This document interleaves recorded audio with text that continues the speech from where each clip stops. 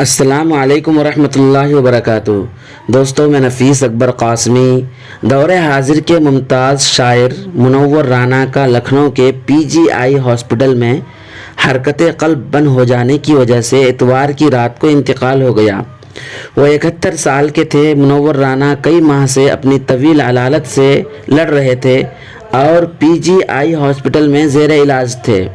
منور رانا اپنی بے باکی کے حوالے سے جانے جاتے تھے اور دنیا کے مشہور شاعر تھے جنہیں شاعری کی دنیا میں بہت عزت کی نگاہ سے دیکھا جاتا تھا۔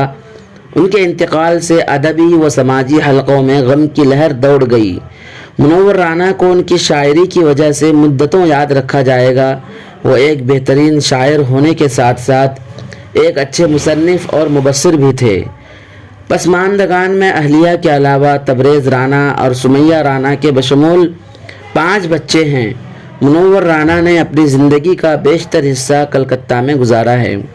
آخر میں ہم دعا کرتے ہیں کہ اللہ تعالیٰ منور رانا کی مغفرت فرمائے اور جنت الفردوس میں جگہ عنایت فرمائے۔ دوستو، پھر ملتے ہیں کسی نئی ویڈیو کے ساتھ۔ السلام علیکم ورحمۃ اللہ وبرکاتہ۔